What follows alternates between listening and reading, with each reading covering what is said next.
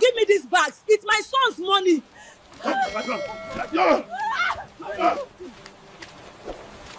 They dragged her bags to the gate, in front of the whole compound, in front of the neighbors, in front of God. Her husband's body was not even cold in the ground yet. The morning they threw me out, it was raining.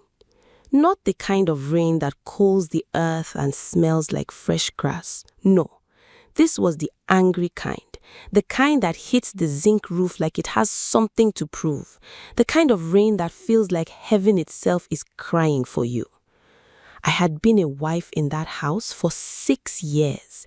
6 years of waking up before everyone else, of sweeping that big compound while the in-laws were still snoring. 6 years of cooking, washing, ironing, and smiling when I did not feel like smiling. 6 years of being called that girl Emeka married, never by my name, never Ada, never our daughter-in-law, just that girl. My husband, Emeka, was the only reason I stayed. He was a quiet man, not the type to shout or beat his chest, but he loved me in ways that did not make noise. He would leave a cup of tea by my bedside before I woke up. He would hold my hand under the table during family dinners when his mother said something sharp and cruel. He would whisper to me later, "Don't let her enter your heart, Ada. You are my home." But Emeka got sick. It started small. Tiredness, then weight loss, then the hospital visits that became longer and more frightening each time. His family blamed me, of course. His mother, Mama Chidima, a large woman with a voice like a foghorn and eyes that could strip the bark off a tree, told anyone who would listen that I had done something to his son, that I had used him up like fuel, that I was a witch hiding behind a church uniform. I kept quiet. I nursed Emeka. I prayed. And then one Tuesday morning, just before the Harmattan arrived, Emeka died in my arms. I did not even finish crying before they started. His mother walked into our bedroom, and began opening drawers. His brother Ifeanyi stood by the door like a soldier on guard. His sister Ngozi was already on the phone with somebody, speaking in low, excited whispers, the way people do when they are arranging something they do not want you to hear. "Pack your bags," Mama Chidema said. She did not look at me. She said it the way you tell a house girl her time is finished. I was still wearing the black dress I had worn to the hospital. My eyes were swollen. My chest felt like somebody had reached in and scooped out everything inside. "Mama, my husband just died." "Your husband," she repeated, and she laughed. A short, ugly laugh. "You people and your my husband. Was he your husband when he was spending his money on your family? Was he your husband when you refused to give us a grandchild after 6 years? That word landed like a slap. The pregnancy I had lost in year 3, the one I buried alone while she told the family I had aborted it on purpose. Ifeanyi walked in and dropped 2 Ghana Moscow bags on the floor. "We are giving you till this afternoon," he said. "After that, we cannot be responsible for what happens." I looked around that room, at the curtains I had sewn with my own hands, at the photograph of Emeka and me on our wedding day still hanging on the wall, at the small wooden cross he had nailed above the door himself. My legs were shaking, but something inside me, something small and quiet and stubborn, told me to stand up straight. So I did. I packed my 2 bags. I walked out through the compound in the rain. And as I passed through that gate, Mama Chidema called after me from the veranda, loud enough for all the neighbors to hear. "Go back to your father's house. You came with nothing and you leave with nothing. This house has never been yours." I stopped walking. I did not turn around. I just stood there in the rain for one moment, feeling every drop, feeling the mud under my shoes, feeling the eyes of 12 neighbors on my back. And then I walked away. My father's house was a 2-room apartment in the old part of town, across the bridge, where the roads had more potholes than tar. My mother met me at the door. She took one look at my face, at my wet clothes, at my 2 bags, and she pulled me inside without a word. She did not say, "I told you so," even though she had warned me about that family before the wedding. She did not ask questions. She simply heated water, made me take off my wet clothes, and sat beside me on the narrow bed while I cried until I could not breathe. When the crying was done, she brought me a bowl of pepper soup. "Eat," she said. "Mama, I have nothing," I told her. 6 years and I have nothing. She was quiet for a moment. Then she said something I have never forgotten. "Ada, a woman is not nothing just because people treat her like nothing. The two are not the same thing." I did not understand her then. I was too broken. The days that followed were the hardest of my life, and I say that as a woman who has known hard days. I was 31 years old, a widow, living in my mother's house with no job and no savings because everything I had earned during the marriage I had poured into that household, into Emeka's medical bills, into a life that had now been snatched from me at the gate. The neighbors talked, as neighbors do. "Did you hear? Emeka's wife was sent away."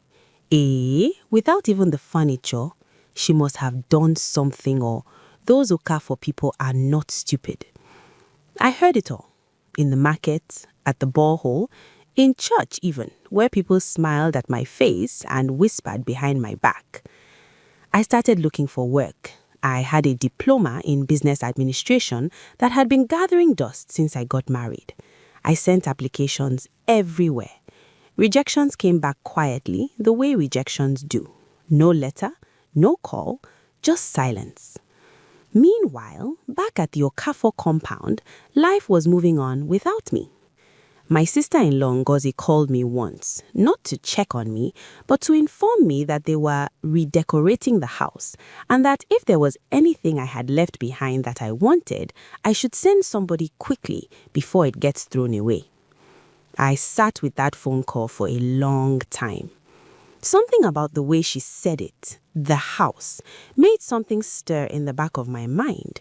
A memory, a conversation. 3 months before Emeka died, on one of those evenings when he was still strong enough to sit outside, he had called me close and spoken to me in a low voice while his mother was watching television. "Ada," he said, "my family loves money more than they love me. I have always known this. I just did not want to believe it." I told him not to say such things. "No, listen," he said. "I have done something. I need you to call Barrister Okonkwo when the time comes. Not before, when the time comes. Do you understand?" I had nodded, thinking he was being dramatic, thinking he still had years. But now, the time had come, and I had forgotten about Barrister Okonkwo. I found the number in the small brown notebook Emeka kept in the inner pocket of his suit jacket, the grey suit he had worn to our wedding anniversary dinner. I had kept that jacket. I do not know why. Maybe some part of me knew it was holding something for me. Barrister Okonkwo had an office on the 2nd floor of a building near the State Secretariat, the kind of office that smelled like old files and ceiling fan oil. He was a thin man in his 60s, with reading glasses that sat at the very end of his nose, and a calmness about him that made you trust him immediately. He looked at me over those glasses for a long moment when I walked in. "You are Ada," he said, not a question. "Yes, sir." "I have been waiting for you to call." He opened a drawer, pulled out a brown envelope and placed it on the desk between us. "Your husband came to me 8 months before he died. He was very clear about what he wanted." My hands were shaking as I opened the envelope. Inside was a document, several pages, with stamps and signatures and official seals. I am not a lawyer, and some of the language was heavy, but I understood the important parts. I understood them very clearly. The house, the big house in GRA, where I had swept floors and cooked stew and been insulted and finally thrown out into the rain, was in my name. Emeka had transferred the title deed to me 8 months before he died. He had done it quietly, legally, completely. Barrister Okonkwo handled everything. There was not a crack in the paperwork. I read it twice. Then I looked up at the barrister and I said, "They don't know?" He removed his glasses. "Your husband was very specific that no one should be informed. He said, and I will quote him, 'My family must not find out until Ada is ready. She will know when it is time.'" I sat in that chair for a long time after he finished explaining everything to me. Outside, a bus was honking. Children were selling water on the street. Life was going on in all its noise and heat. And I was sitting there holding a piece of paper that changed everything. The house was mine. It had always been mine. They had thrown me out of my own house. If this story is hitting you somewhere deep, subscribe now, because what happens next will show you that God does not forget the ones who are thrown away. Stay with me. I did not go back immediately. That is the part people find hard to understand when I tell this story. They say, "Ada, why did you wait? Why didn't you go straight back and show them?" Because I had watched enough to know that a victory announced too early becomes a war, and I was tired of war. I spent 3 months getting myself together. Those 3 months were not empty months. They were the months that built me back into a person. I went back to work. Barrister Okonkwo connected me with a property management firm where I started as an administrative officer. It was not glamorous, but I showed up every day and I was good at it. And within 6 weeks, they had given me more responsibility and a small raise. I moved out of my mother's room and rented a small self-contained apartment. Nothing special. A bed, a table, a hot plate, and a window that let in the morning light. But it was mine. No one could knock on that door and tell me to leave. I went to church, not the church where people whispered about me, but a different one, a smaller one, where a woman pastor with broad shoulders and a warm laugh preached about resilience like it was something you could taste. I started sleeping properly for the first time in years. And then one evening, 3 months after I walked out of that gate, my cousin Vivian called me. Vivian lives 2 streets from the Okafor compound. She is the kind of woman who notices everything and forgets nothing. "Ada, you need to hear this." Mama Chidima had redecorated the house completely. New tiles, new curtains, new furniture. She had turned the guest room into a personal parlor where she received visitors every afternoon. Ifeanyi had moved his family into the main bedroom, my bedroom, the room where Emeka and I had slept, where Emeka had nursed him through his illness, where he had taken his last breath. They were hosting a celebration, a 1-year Thanksgiving, giving thanks to God for their house, for their inheritance, for the life they were building now that that woman was gone. Vivian said, "People are saying Mama Chidima told the pastor that God gave them the house as a reward for their suffering." I was quiet on the phone. "Ada, are you there?" "I'm here," I said. "Vivian, thank you." I hung up and sat for a long time in my little apartment, looking at the window. Then I called Barrister Okonkwo. "It is time," I said. The Thanksgiving was on a Saturday. I know this because Vivian sent me photographs. Canopies in the compound, a caterer setting up at the side of the house, Mama Chidima in an expensive ashoebi, burgundy with gold trim, greeting guests at the gates like a queen receiving her subjects. Ifeanyi with a new pot belly, laughing, Ngozi with her husband, dressed up, children running around. The whole family gathered in my house, celebrating. I looked at those photographs and felt something I had not expected to feel. Not anger, not bitterness, not the hot jealousy I had carried in my chest for months. What I felt was a strange, clean calm. The kind of calm you feel when you know something that the other person does not know yet. Barrister Okonkwo had engaged a property law firm. The court order had been obtained. Everything was proper and official. We had given the required notice.